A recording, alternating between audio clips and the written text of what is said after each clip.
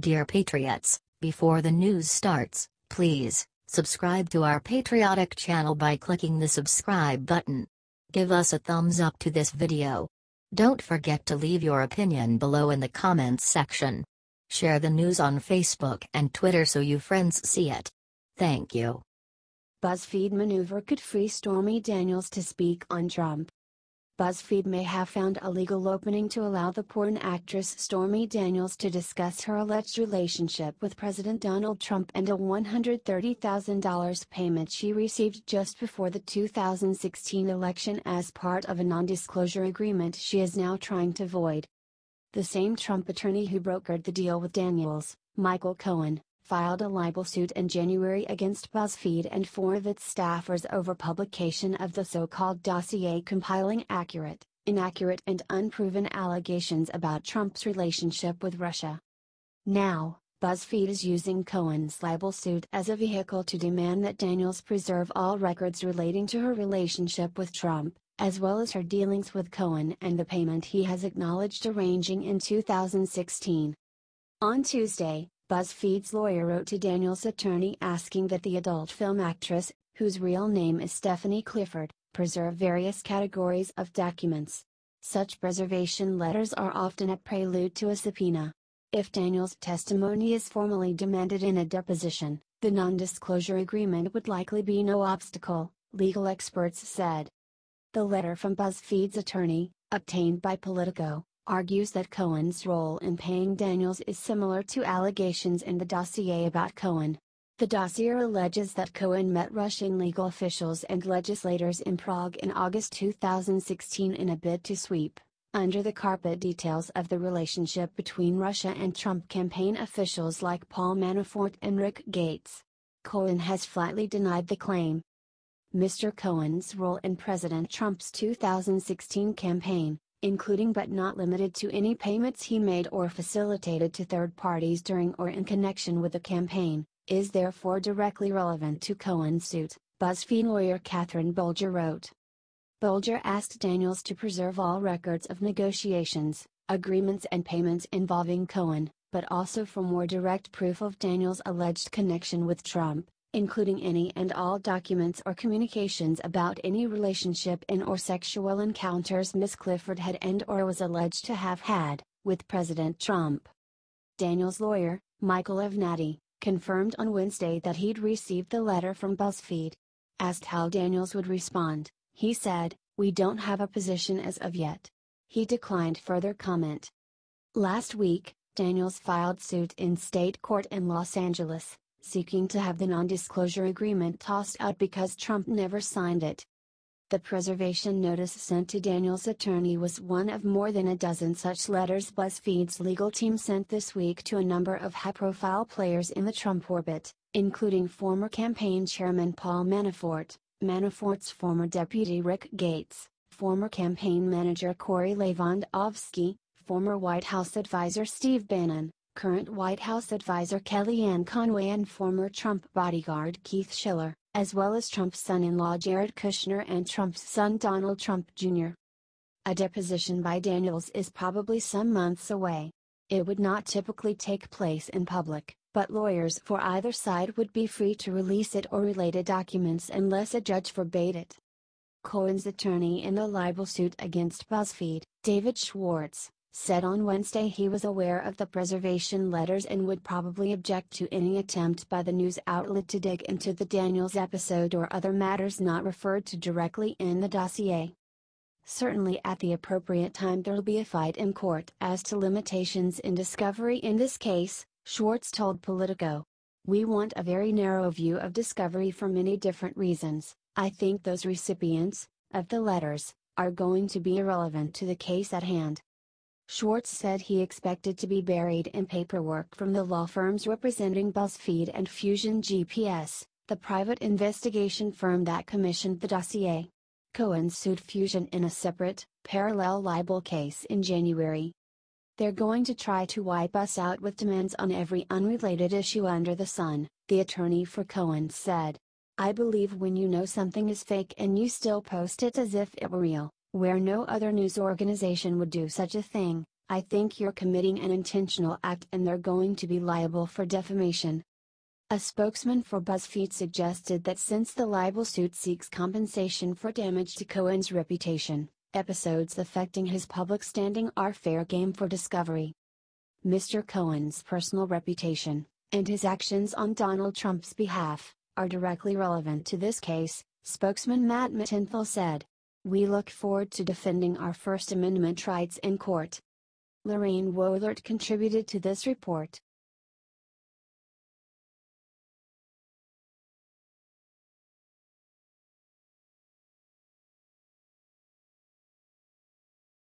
Congress rides to the rescue of thriving bankers.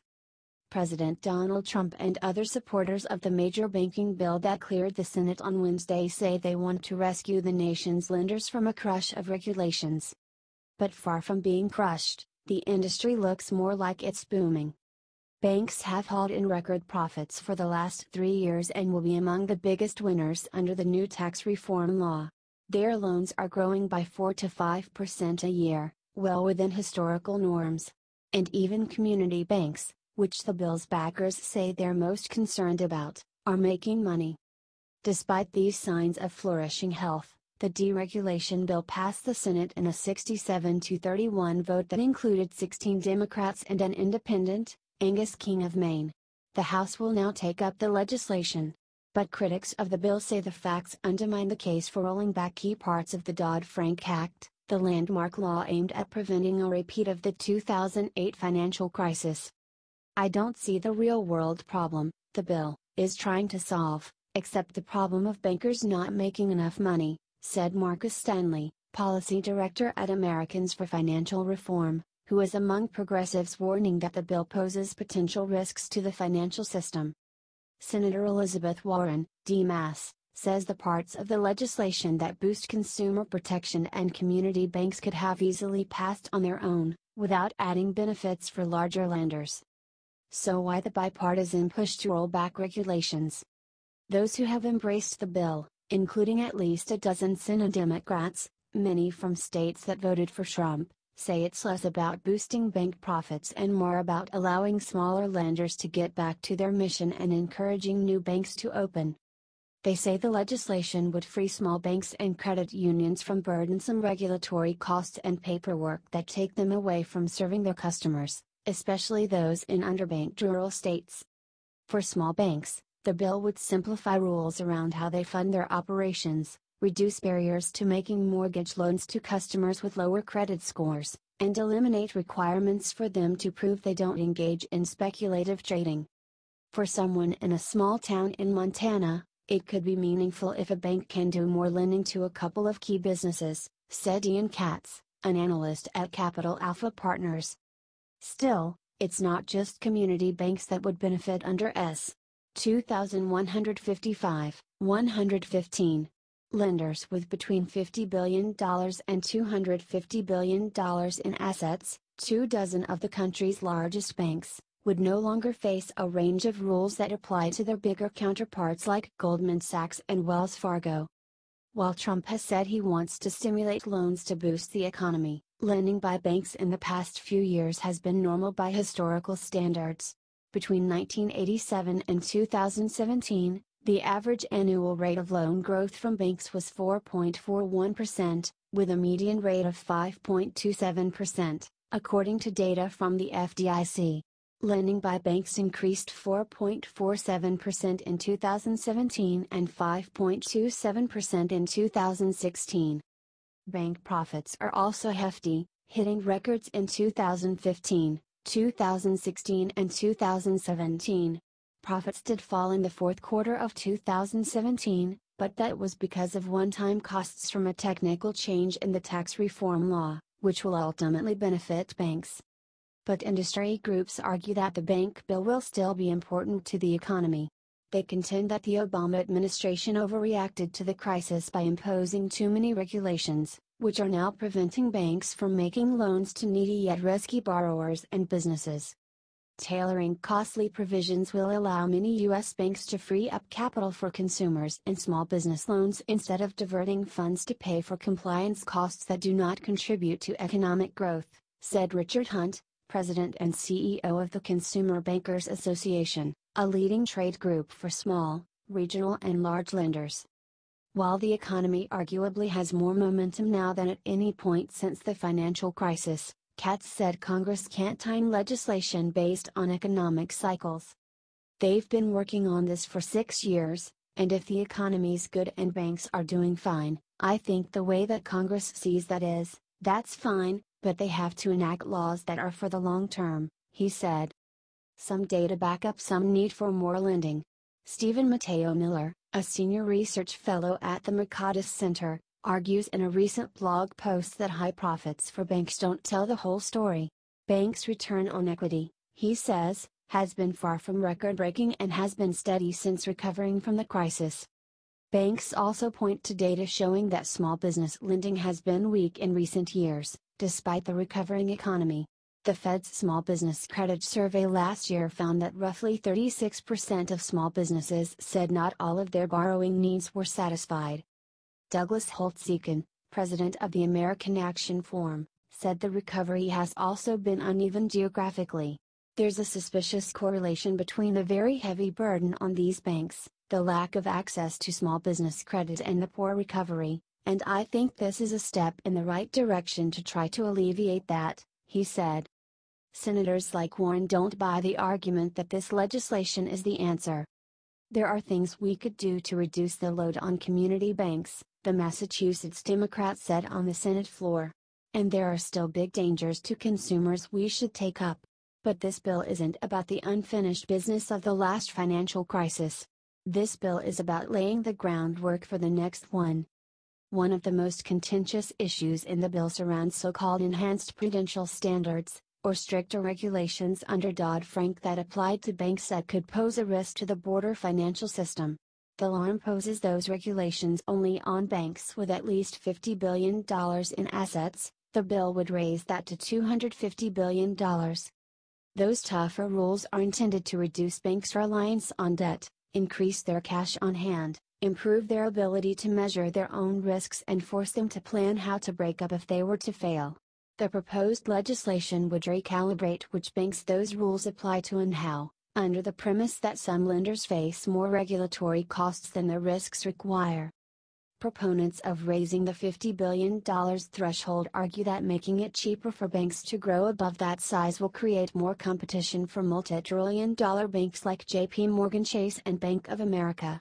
Combining that with relaxed rules on community banks will probably mean more mergers and acquisitions, as the costs of growing decreases, but also help keep little banks viable, they say. Competition is a good thing, but it's hard to measure it exactly, former Representative Barney Frank, D-Mass, one of the two namesakes of Dodd-Frank, told Politico. It might mean more interest on your deposits, or, keeping down rates on mortgages and loans for businesses, and competition does that. Frank has argued that the $50 billion threshold is too low for tougher rules, although he disagrees with the bill's sponsors on setting it at $250 billion. He'd prefer $125 billion, he said. I guarantee you that no great thought went into the $50 billion number, Frank said. We were making a whole lot of decisions at the time, and $50 billion seemed like a big number, so we said we're going to put that in there. The other problem with having too low a threshold, Frank said, is if you're getting close to $50 billion, you might decide not to grow. In general, if banks are doing good things, we don't want them not to grow, he added. But Stanley of Americans for Financial Reform said competition alone shouldn't be the goal. If we didn't require airlines to do anything before opening up a new air route, there might be more airlines, but there might be more plane crashes too, he said. Supporters say $250 billion was a straightforward number for the senators to settle on, since the Federal Reserve under former Chair Janet Yellen had already loosened some requirements for institutions below that size. Senate Banking Chairman Mike Crapo, Republican Idaho, the legislation's lead sponsor, pointed to an executive from one lender, Alabama-based Regions Bank, who said he has more people devoted to regulatory compliance than commercial lending. Regions has more than $120 billion in assets. The legislation, in his words, would likely liberate as much as 10% additional capacity for lending, which in his bank's case would be $8 billion to $10 billion, Crapo said on the Senate floor. That's capital and access that is not available for individuals, families, and small businesses in this nation.